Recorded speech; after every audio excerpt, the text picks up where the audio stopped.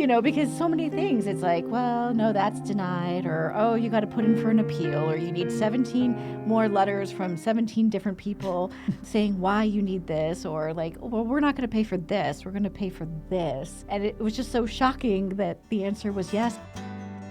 Welcome to A Place of Yes. I'm your host, Heather Strotter, a podcast about how I moved through my darkest hour. And all I can say is I dug deep, figured out where I was and where I wanted to be. And for me, the answer was in a place of yes. Welcome to the show. But first, it's time for our review of the week. So this review comes from Apple Podcast. In a world full of podcasts, finding this gem feels like stumbling upon a hidden treasure. Thank you. 5 stars. This review came in last week, and I just was so touched by it because I do sometimes feel like there are so many podcasts, and how are people going to find us? And this gives me hope that with reviews and shares and people listening and talking about A Place of Yes, we might just get to the audience that needs to hear us. Thank you so much.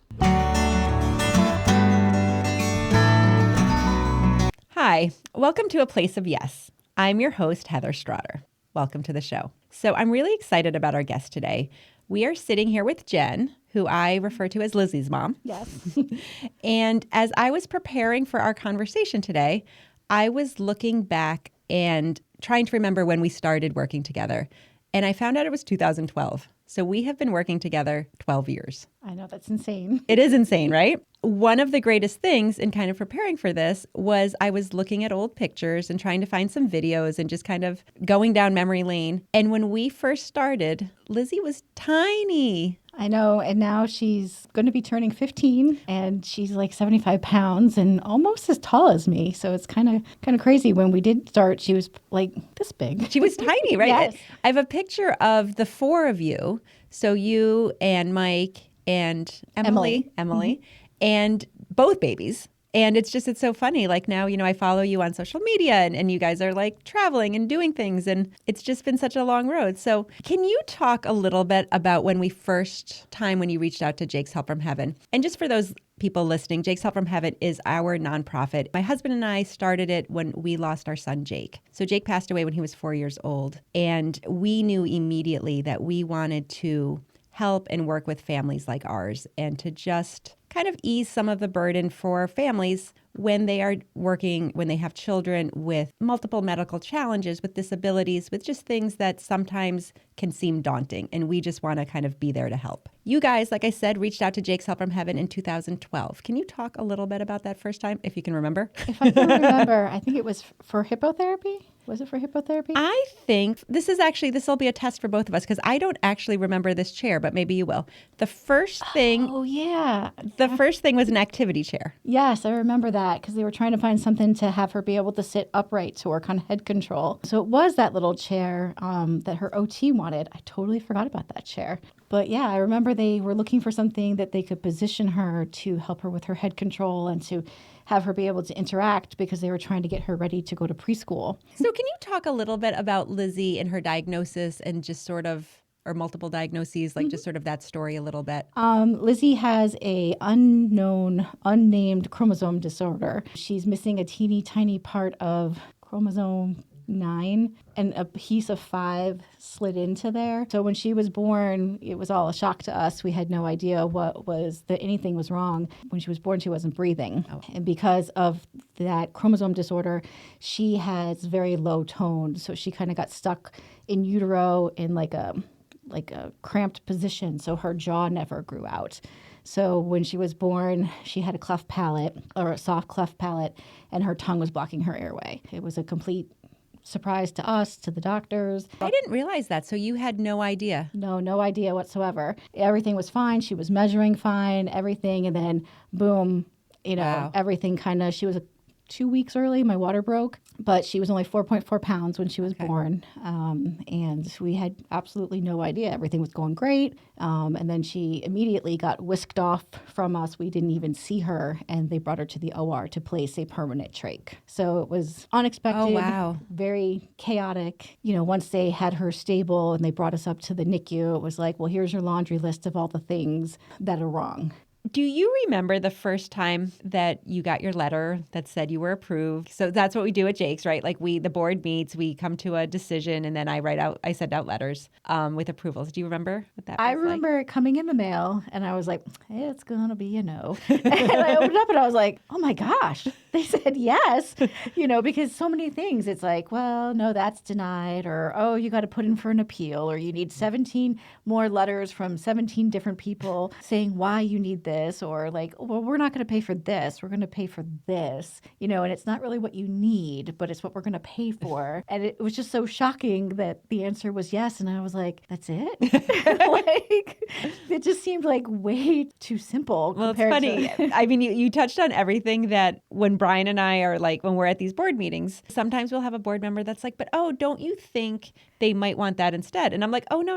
We are not. This is what they asked for. Mm-hmm. We are trusting the parents because we've been there. Like, you know what your kid needs, right? So we're not going to tell you have to have this instead. We know you need it. You asked for it. And if you gave us the information that we request, then that's where the original place of yes came. I would be saying it at board meetings. I'd be like, our job is to come from a place of yes. We ask for basic requirements, send us the doctor's script, have it signed, fill out our questions. And if you do that and it meets our mission, if it's giving those with medical challenges opportunities to thrive, then we are yes. And like so many times the insurance company, they don't think about things that improve I don't want to say the patient, but the child or the person's life, as well as their caregivers, by making things easier for the caregivers, then the kid can go out or the person can go out and do more things. Yeah. I've seen things where people have gotten swings and things like that and bikes. Like, that just is giving them a quality of life that we take for granted. And the insurance would be like, yeah, that's a no.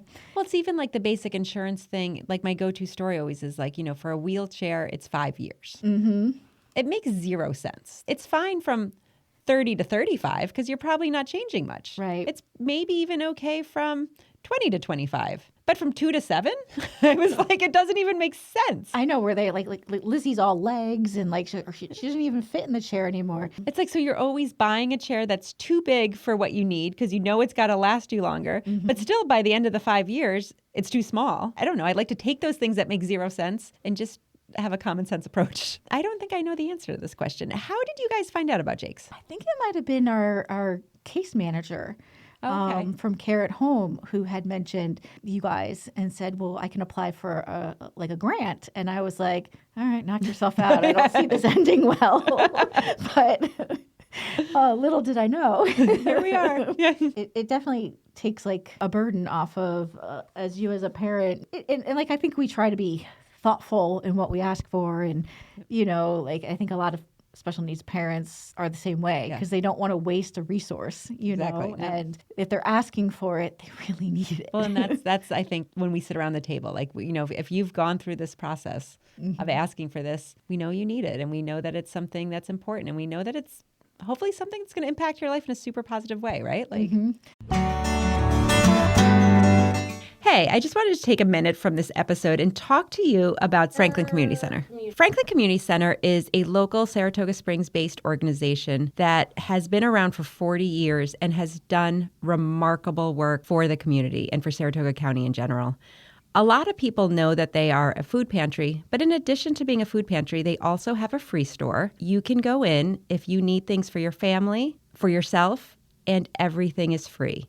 It is clothing, it is winter boots, it is lamps, it is books, it is a crock pot. It's filled with things that the community has donated, and they set it up as a store, and you get to go in and go shopping. In addition, they also have Project Lift, which is an after-school program for Saratoga Springs schools, and it focuses on that extra help that sometimes kids need. It's magic to watch because it reminds us all that we are just like one step away from needing help and the importance of being that person that helps someone else.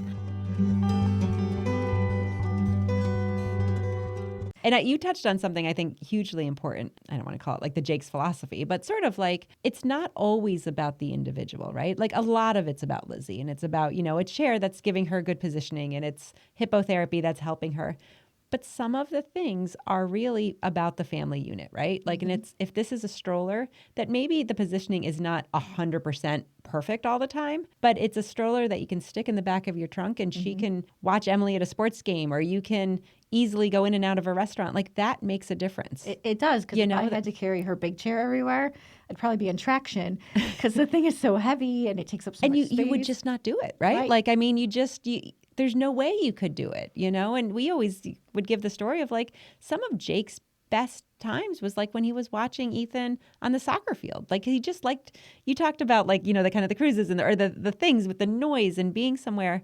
Jake loved being anywhere where there was activity and noise and stimulation. Not that he could participate in any way of it other than just kind of watch.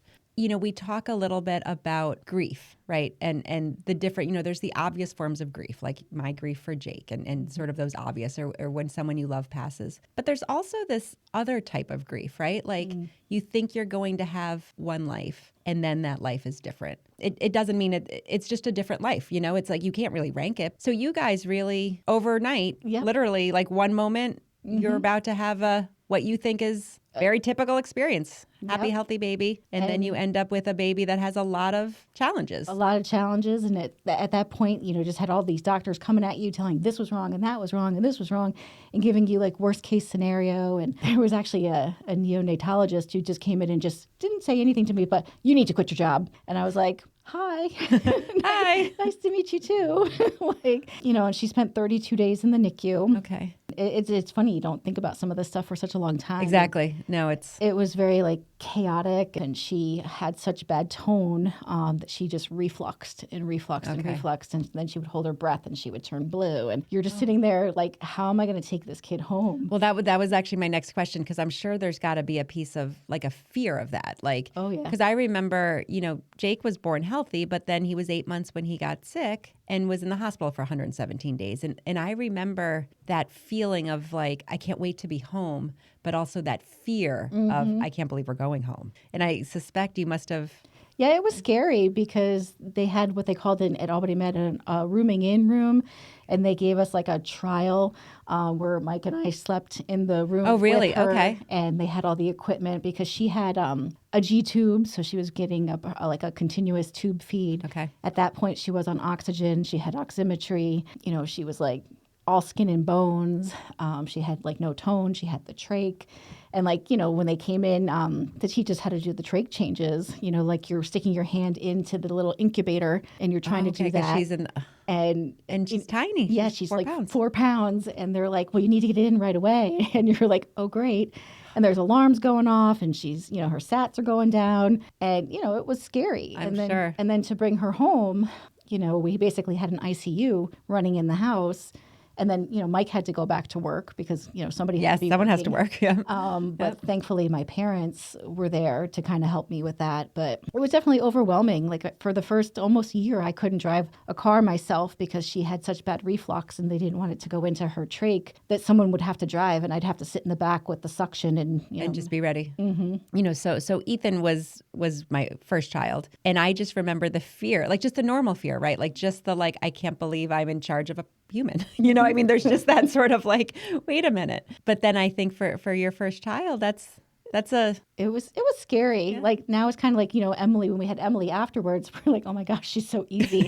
And people are like, you don't use a baby monitor? I'm like, after Lizzie, we're good. It's perspective, right? Yes. Things change for sure.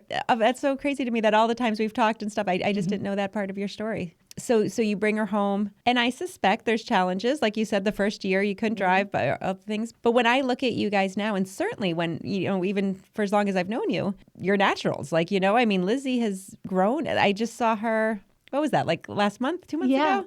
We brought over that stroller. Honestly, I didn't get to see her in it right away because she was tired from school. Yes, she passed out with all of her toys surrounding her, which was awesome. But wow, how far has she come, right? Like, so she goes to school. Yes, she does. She goes to a regular public school. She's in a self-contained classroom, but she's like a little rock star. Like everyone knows her in the building.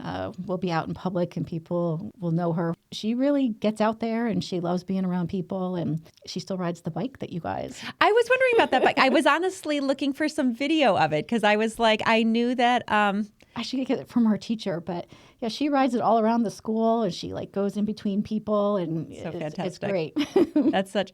Is that a Riften that she has? Yes. Yes. Such a great bike, such a great company. So let's talk a little bit about hippotherapy. And that started pretty early on. And for people who don't know, hippotherapy, and you might be able to add something to this, but in general, hippotherapy is a form of physical therapy. It is on a horse. And for a lot of people, and even for our board actually in the beginning, we had a hard time sort of wrapping our head around how are you taking children with physical disabilities, with different, with some very severe disabilities and putting them on a horse. Like, how does that make sense? Yet over the years, it's one of the things that we provide support with that gives me so much joy because I've gone to some sessions, we watch videos of sessions, and it's just really unbelievable. So can you talk a little bit about it from like personal experience and what it does for Lizzie? For Lizzie, it's just great because it opens up like her hips and helps her with her balance. And it's like the bigger the horse, the happier she is. Because when we first started, we were going out and he was a really old horse named Prince. And she just looked so tiny sitting up on top of him. But she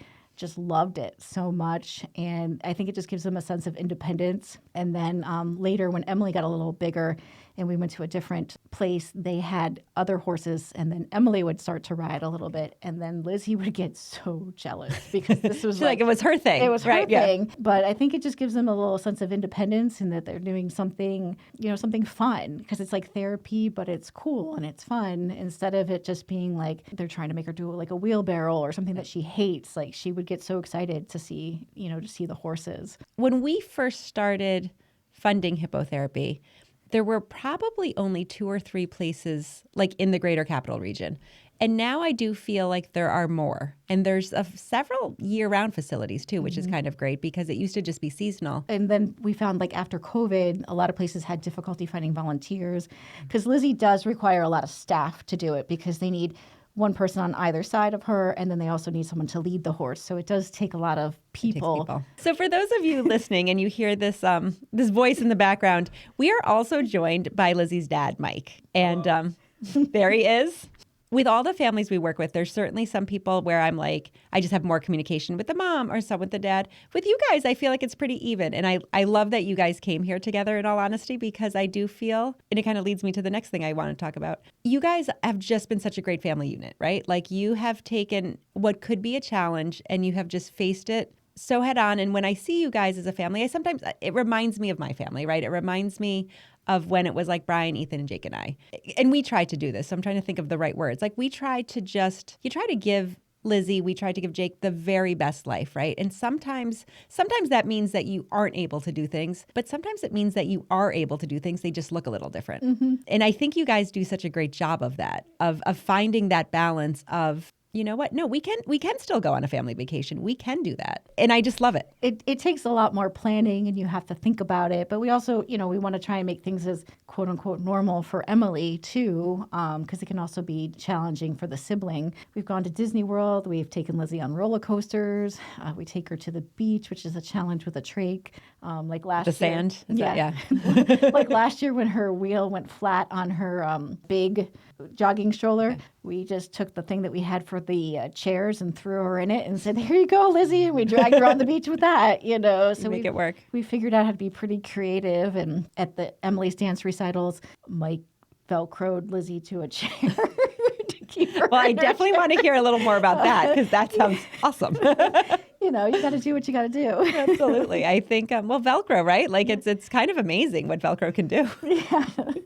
It was like a Velcro belt, and it was like he made it like a seat belt for her so she could sit in the chair and watch. That's great. Because there wasn't any more handicap seating, so we had to do what we had to do. Well, we have one family that brings their special tomato chair literally everywhere with them. So you just figure out how to make it work, right? Yeah, if we go into somebody's house that has stairs, we carry her up like she's like a queen, and she thinks that's great in her chair. Like, do you think that Emily has a unique perspective because of like how is her relationship with her sister, and how do you think Lizzie has impacted and it's hard because that's all she knows, right? That's all she knows, but I think it's made Emily more independent. I think it makes her more responsible. She kind of like mothers a lot of her her friends, like watches out for them. And, she doesn't like to show it to her sister, but she definitely, you can tell that she picks up on, other things and taking care of people. She mothers her. Yes. Her friends. And like she won't admit it, but she's always like on her friends about we have gates everywhere. We're like live in a gated community because we have a lot of stairs. You always you wish the best for your kids, right? Both of them. I have always said, though, that I feel like Ethan being Jake's brother has just, and who knows, maybe this is who he would have been anyways. He has like an independence, a caretaker-y part of his personality, a compassionate part that I don't know if it would have been there otherwise. He's in college now, but he sometimes still has that like caretaker role where he'll help friends when they've gotten themselves, and he's just there for them. And it's a hard lesson for our kids to learn, but it's a good lesson. Yes. And it's a nice lesson. And also like, we always think about like the people that we would not have we never would have met if it wasn't for Lizzie. Hey, I wanted to take a minute from the episode, and I wanted to talk to you about buying a house. So when we first came to Saratoga Springs, we lived in a house. It was a easy house. We had moved from Boston. It did the job, but it was not our dream house. And I was always on the lookout for my dream house. So one day I am coming back from the store. I see a realtor out front of this gorgeous Victorian downtown, and he is putting the for sale sign in front. I promptly pulled over. I took a picture. I texted it to Brian, and I was like, here's our dream house. To which he responded, I didn't actually know we were looking. So I can actually be quite convincing. And before you knew it, we were meeting with Adirondack Trust Company to try to secure a mortgage. Now, we were a little nervous. What if other people wanted the house? Did we have enough time? Were we going to be able to get all our paperwork in order? But because we went with Adirondack Trust Company, everything went really smoothly and went really quickly. And we got our dream home. We are still in that dream home. And I am so grateful for Adirondack Trust for letting us get what we wanted. They, in all the aspects that they do, they go above and beyond, especially with their mortgages. For more information on Adirondack Trust Company, please go to adirondacktrust.com.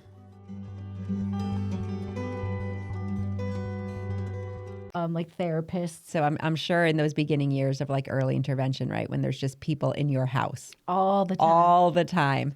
That has been, that's come up a couple times in these conversations. And that's just, it's hard, right? Because it's almost like your entire life's on show sometimes, or like on display for people. And we had nursing until she went to school 40 hours a week in the house too. So it was both a blessing and, then there were days where you're like, get out. Yes, I just want my house. Yes.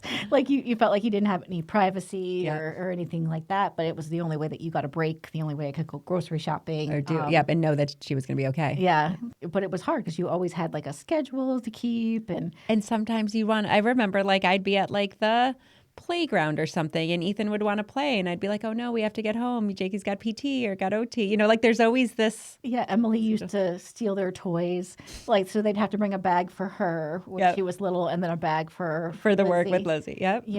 Or even like when I was pregnant with Emily, like I would just be like, the door's open because I'd be sick and they would just come in and take care of Lizzie and then be like, we're leaving. You kind of said how there's always people there and you kind of feel like you don't have privacy. And I remember some mornings, you'd wake up in the morning, right? And you'd be like, okay, therapy's coming, but I didn't do the dishes last night or something, or my kitchen's a mess, or there's like a bottle of wine there or something. And I always felt like I had to it would sometimes make me feel like I just had to clean up or are people judging me? Or just, there's always that. You're for a while there, it's like you feel like your home is not your home. And then you get to the point where they are like family and you're like, it is what it is. Yeah, exactly. And they were all such wonderful people. All the therapists we've had in early intervention and at the school district, they're just very loving, kind, passionate people. So let's talk a little bit about how you transitioned. So she's in school now. Mm-hmm. She's at the middle school. Technically, she should be at the high school, but she's still at the middle school. As a mom, as a dad,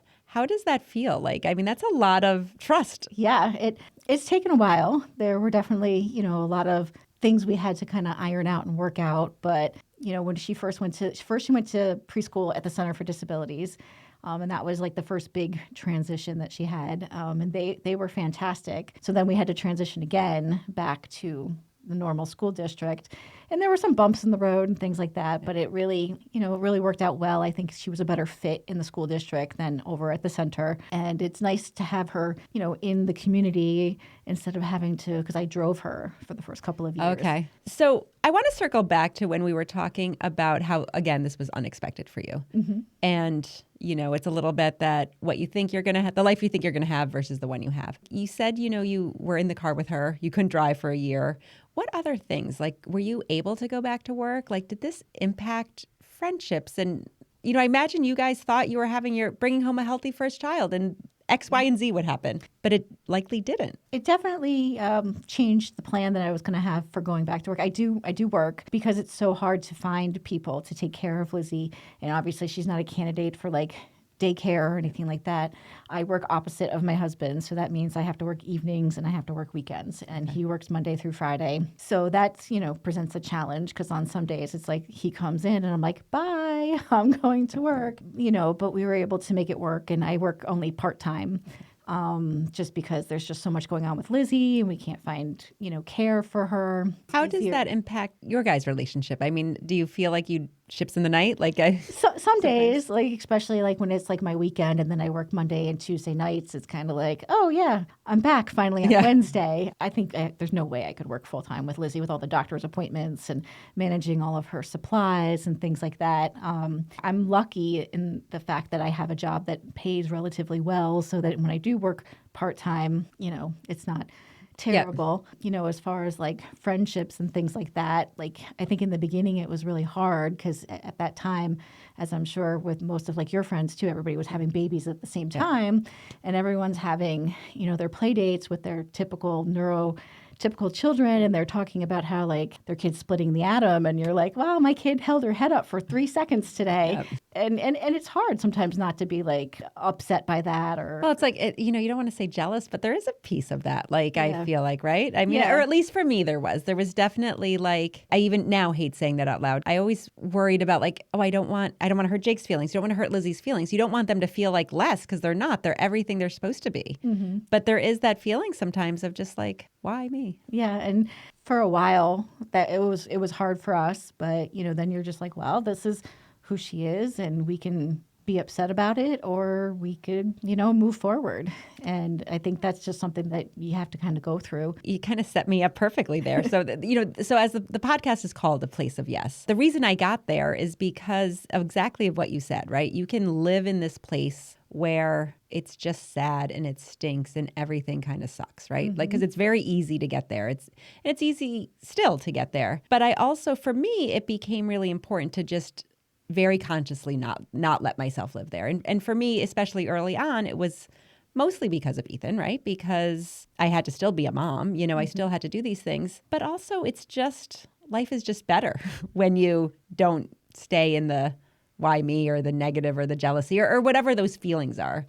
It's not that they're not there and it's not that they're not real, but you can also make this sort of pivot or this choice to sort of look at what you got. Yeah. And I think the first time we went on vacation with Lizzie, you kind of felt like, oh my God, we did it. Like we actually did it. We went somewhere, we had fun. I mean, we had some bumps in the road. She got sick and we had to have the oxygen concentrator like mailed to us overnight from the vendor. But But you figured it out. We figured it out, and I will say nothing makes you more more of a problem solver than having a child with medical issues or like special needs. Yep. Right. You can. I feel like I can get to the bottom of anything from those days. Right. Like you're just like, all right, like, who's open? Who's going to figure this out?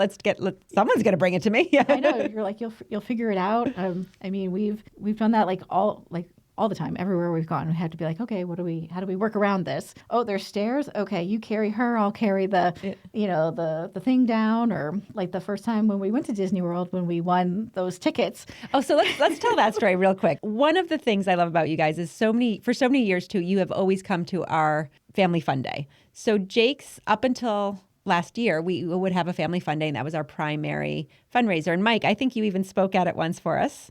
Yeah, you were our speaker. You guys often came as a family, and your father even came a couple times. And we would always have these great raffles, right? And one year, we had, was it 4 park hopper passes? Disney donated 4 park hopper passes. You guys won. Yes, we did. Because it was, I think Emily was about a year and a half old, and we wanted to go to Disney World, and we kept asking. And Mike was like, no, that just sounds like too much work with Lizzie.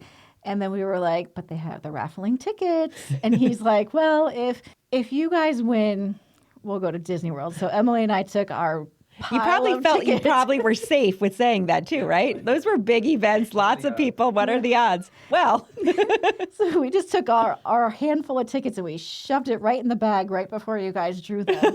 And it was actually Emily who won. And when they called her name, I thought he was going to pass out and fall on the floor because he was like, great.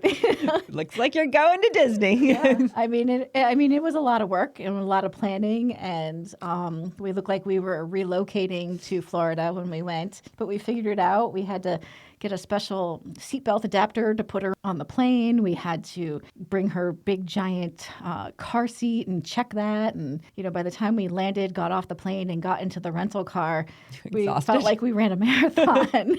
But I mean, we went with some friends and they kind of helped us out a little bit. And, the kids had a great time. And, I felt like once we conquered Disney, we were like, we can do anything. Hey, I just wanted to take a minute from this episode and talk to you about Saratoga Casino Hotel. They have, as many of you know, there's Morton's, there's Vapor, there's the casino, there's the hotel. But what you might not know is that they take one day a year and they do this event that is called Make a Difference.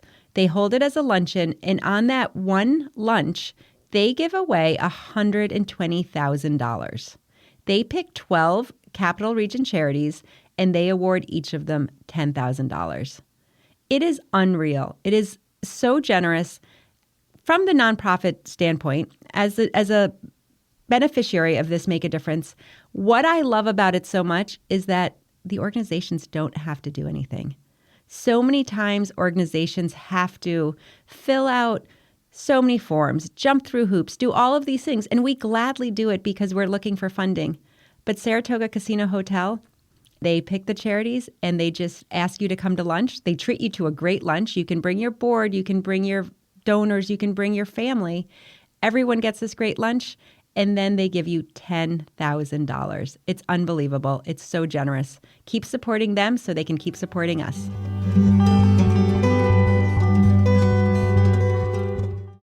You can do anything. I referenced this earlier, but I really do think you guys do a great job of all of you living your best life, right? Like, there's a lot of people, I think, who would find going to Disney just too daunting. I mean, I know people who have perfectly neurotypical kids who find Disney very daunting. So, throw in a trach, throw in all the equipment, throw in all of those things. But I think there's something so inspiring, for lack of a better word, for you guys to do that. It's figuring out what you need to do, kind of making a checklist and making sure you do it. And I just think it's just good for you guys. It's so great. And it's so great for Lizzie too, right? Because yes, she loved it. I'm sure she did. What's not to love? I mean, I'm a Disney fan, so I think Disney is the greatest place on earth. So let's go back to that idea of grief, right? So there's the obvious grief, and then there's this grieving the life you thought you were going to have.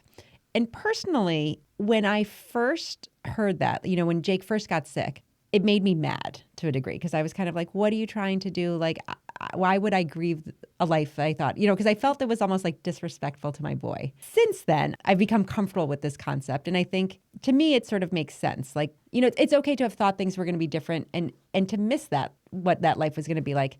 That's a long-winded way to start this. But do you have that? Do you still experience those kind of thoughts of like, I think so, too, because you think like all the things that I see Emily doing that you're like, well, Lizzie's never going to be able to do this. Like, she's not going to go to a school dance, or she's not going to, really graduate high school. Yeah. She's not going to go to college. She's not going to get the married prom or and then there's also the whole thing that you worry about, well, what's going to happen to her when we're gone, or we're unable to care for her any longer. Well, that's like, I mean, I remember that feeling, right? Like, that's like a constant pit in your stomach that just doesn't go away. Because nobody's going to care for her the way that we care for her. And then it's like, well, Emily will still be here, but would that be am I placing a burden on her to be responsible for her sister? And that's, because that's a lot to ask. It's a lot. Those are really real questions, right? And not that you live in those moments all the time, right? Because you can't. Right. But they're very real.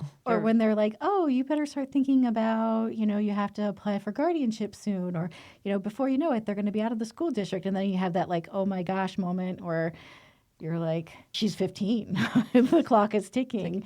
So at 18, you have to legally go through the process, right, to become her guardian. Mm-hmm. I think a lot of people don't know that, and I'm not sure if our audience will know that or not, but like a lot of our families have gone through that process. And it always blows my mind a little bit because it's not inexpensive. You have to go through this whole thing. Mm-hmm. I get it, but I also don't get it. And it's like just one more thing adding that you have to do when you're caring for someone, just so you can continue to care for them. Yeah. And it's because absolutely nothing is going to change, right, between 17 and 18. Mm-hmm. It's not all of a sudden she is going to I know, walk out the door and say, see you guys, when we first started Jake's Help from Heaven, we obviously were thinking primarily kids, right? Because, Jake was 4 when he passed and it just sort of seemed where we were. But we, over time, have realized that it's not kids, it's individuals. And it's a little bit why we changed, the semantics of it, of not saying children and saying individuals. For the kids we work with, for kids like Jake, for kids like Lizzie, the struggle and the issues and those things remain, and in some ways may even get more challenging. Because like you said, there's once you are age out of the school program, then what do you do? There's just different things to face, and we see it now because we've been around since 2011. And sort of the same way we're talking about like, oh my God, she was so young and now she's going to be 15. We have some of those individuals who are older, who maybe started with us when they were 10 or 12 or 15. And now we are, still working with. Or like, and I also think another thing that you kind of maybe, I don't know if grieve is the right word, but everyone looks forward to their children like growing up and kind of moving out, and then you can kind of go back to doing things that you want to do. Yeah. And it's like, that's kind of frightening because, is that even an option for us, or would that only be an option if Lizzie were to go into a group home? And those are hard ones too, because the flip side of that is, Brian and I are right now, we're empty nesters and we're trying to sort of embrace it. But even that, for every trip we take, for everything we do, for every moment we enjoy, it doesn't go away, right? It's at a cost. Like it's definitely we'd give anything back to still be, tethered down to the house or whatever. So we are actually going to include Mike in the conversation. You've heard him a little bit like popping in and out, but now he officially has a microphone. So Mike, do you have anything to add in terms of what we've been talking about? Sort of this grieving the life you thought you were going to have while you're living the life that you have, kind of this juxtaposition. Well, I think especially like you said, because it was our first child, we had expectations of being the normal first-time parents, learning as we go along. With Lizzie, we had to learn a lot of things that we weren't, ready for. So, and you can't really stop and actively grieve because you have to keep going and taking care of her and what's the next thing. And it's not like you can just stop and pause and take some time to come to terms with everything. So like Jen said, in our own way, let's figure this out. Let's find a way to make this work. We were talking about, not taking away joy from other people, when other people have children. And, I hear the question, I'll just be listening to people talking and they say, oh, are you going to have a boy or a girl? And somebody will say, it doesn't matter as long as it's healthy. And I don't ever, I don't say anything. I don't get offended. But, part of me inside is just, it hurts because that's what you wanted. And it's not jealousy. It's just grief. I think you're grieving for, I wish we had that experience. I wish we could have, been the normal bumbling parents trying to figure out giving Lizzie the first bath in the hospital. We were terrified, because of the trach, the water, you can't get water near it. And like Jen said, the trach changes. I mean, it was, our hands are shaking. Like, they're like, oh, if you don't do this right, she won't be able to breathe. I think you were saying that it can affect relationships. Like this could have ruined us. We couldn't let it. Like, we have to do for Lizzie. We have to do what we need to do, and that's what you do as a parent. You do what your kids need. So obviously, you're happy for other people when they have a happy, healthy baby and everyone's doing well. But it's you kind of think about what we missed out on. It's so hard because people, or at least I choose to think no one means to be hurtful, right? Like, and you don't know until you know. But as soon as you said that, I know that feeling. You just, what do people say all the time? I just want a happy, healthy baby. It does. It feels different because it's a privilege to get that. I also hate this, but I've kind of twisted it to be like when people say like, oh, you're so strong. How do you do it? You know, you were chosen, da, da, da, da. Like all these things, you're like, I roll, I roll. But I do think there's some truth to it because not everybody could do special needs parenting. Yes, every parent's job is to kind of keep their kids alive, but ours is harder. It's harder. Trust me, it's hard. And I do think that the strain it can have on relationships is huge. And I just, people always ask Brian and I, like, how did you stay together? How are you guys still so happy? And I think, Mike, you talked about it really, you obviously have such respect for Jen, and I can hear it in Jen's voice too. Like you guys, even though you're ships in the night, you have to keep that commitment towards each other, right? And as you become better at this special needs parenting or whatever we're calling it, because it's, as you become better at it, it's not as daunting, and it's not, some days are daunting, you know what I mean? Like, but it's, you just figure it out, and, but what can you do? And that's, again, I bring it back to like a place of yes, right? Everyone's got, everyone's kind of deals with what they deal with. And I use the grief to kind of push me towards good, to try and, a little too cliche to say like just to help others or make the world better or whatever. They teach us a little bit about like enjoying the moment, taking the moment, doing what you need, like what's really important, like it's so easy to get wrapped up in stuff that isn't really important. And I think one of the biggest things that Lizzie has taught me is just like you just see her determination. Like when she wants to do something and how hard she has to work to do it, it motivates me, motivates other people just to see like she's working so hard just to do something that we take for granted. I think that's huge. I think that's a great like sort of almost thought to end on, right? Because it's so easy for us to say, oh, I don't want to do it, or oh, it's too hard, or I'm too lazy or whatever. And then you watch something that is so, there's this video I've been watching lately because it's kind of come up in some of the work that we're doing.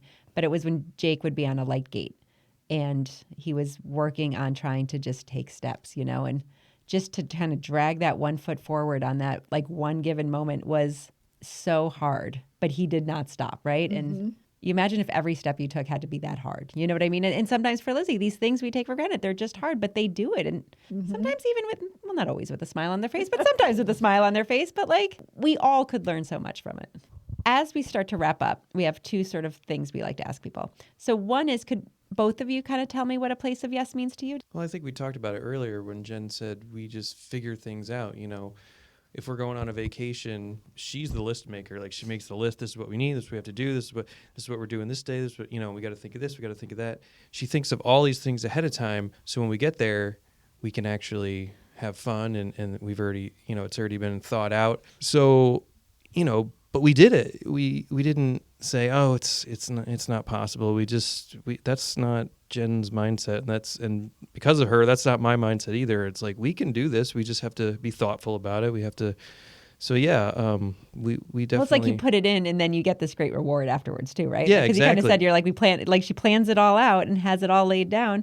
So then when you're there, you can have fun. Right, and then we try to have a little bit of flexibility too, because you don't know what the weather is going to bring or what.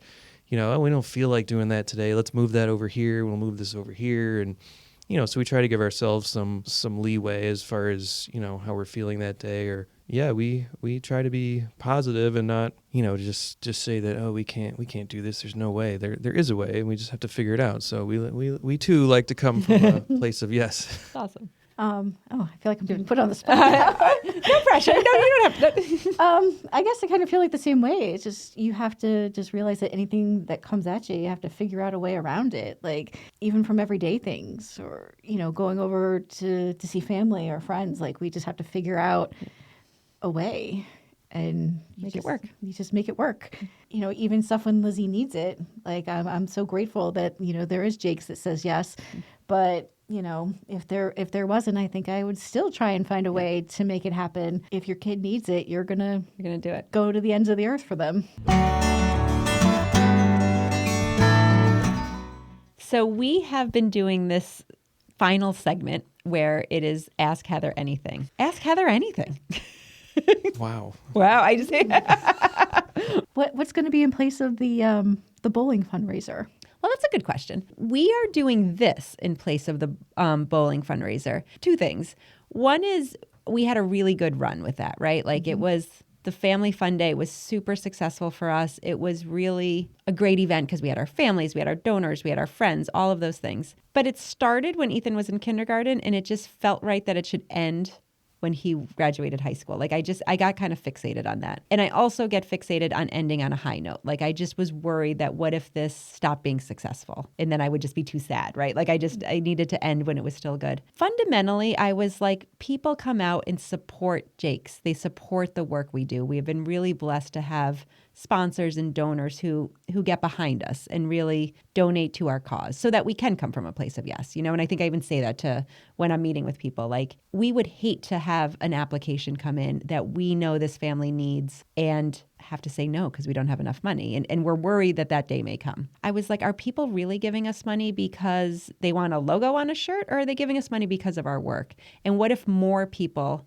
knew about what we did and knew about the impact? So we're taking this year to film A Place of Yes, to record these stories and to hopefully share more of what we do, what Brian and I do, what the lives of our Jake's family members are, because we always consider ourselves like you're part of Jake's family. So we're using this as an opportunity to hopefully get some sponsors. Like before you came in, I was recording an ad to try and just have that be an income source. And then hopefully if this does well, it will drive more revenue. So we're giving ourselves a year to try something new, and we'll figure it out. So thank you for being part of it. What about you, Mike? You got anything for me? Oh, well, I was just thinking about the family fun days, and we still have the pictures up on our fridges from all the years. And I laugh because I look at, especially myself, how we look like when the kids were really small. I'm like, I don't look so good in the picture.